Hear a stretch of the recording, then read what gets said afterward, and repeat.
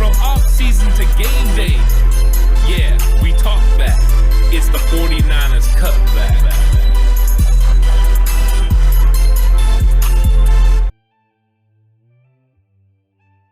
It's 49ers Cutback Podcast time, and all the questions surrounding the 49ers have to do with pick 3 and who they're going to take.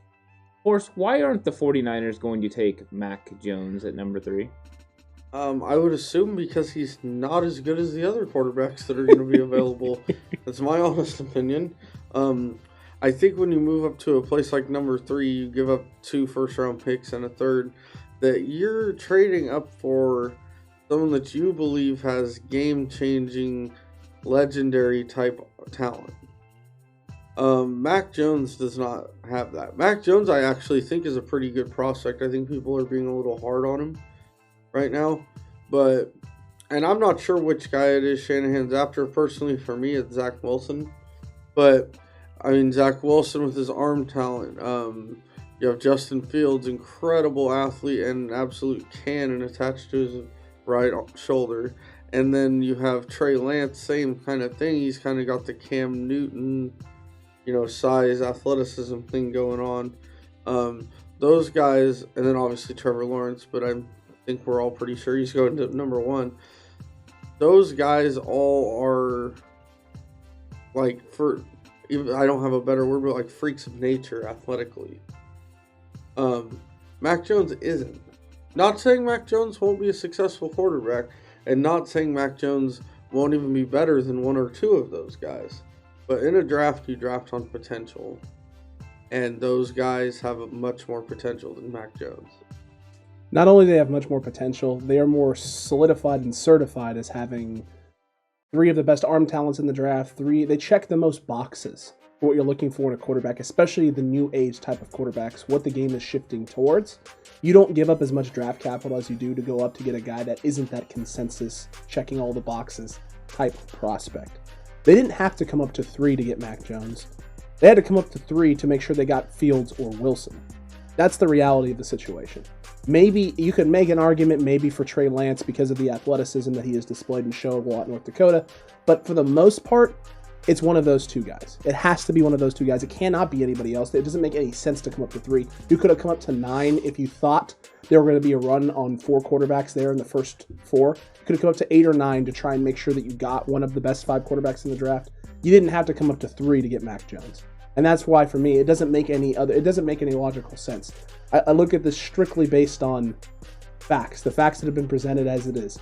Everyone, across the board consensus, has five talented quarterbacks, 5 guys who are probably going in the first round. But for the most part, the 4 athletes that we talked about already, Lawrence, Fields, Wilson, Lance, and then there's some space. And then there's Mac Jones, who played with a really good Alabama team, who doesn't have speed, is confined to the pocket. Sometimes it looks like his feet are stuck in cement. That's what it is. You don't have to come up to 3 for that. You could have waited on that. You could probably even trade back to potentially get that if there's no one sold on Mac Jones' potential. His pro day didn't look too great either, so for me, there's no way this is Mac Jones at 3. Well, I think everyone's argument that it is Mac Jones is because they've seen what Kyle Shanahan has done with Matt Schaub, with Matt Ryan, and then with Jimmy Garoppolo, and they're looking at it that he has a particular type of quarterback, his love for Kirk Cousins. But I think people are forgetting that he's never had the opportunity to have a talented player to the level of these guys that are going to be available, somebody that can create with their feet. And Steve Young brought up good points on KNBR about the fact that his dad, Mike Shanahan, really liked having Steve Young because he could end up creating with his feet. You have to have the pocket presence, and that's why everyone keeps tying Mac Jones to the 49ers. But these guys have pocket presence. These guys can play in the pocket. People are definitely sleeping on Justin Fields, I think. He's a very talented player. If Zach Wilson's not available, Justin Fields is 100%, a guy that they should be able to take.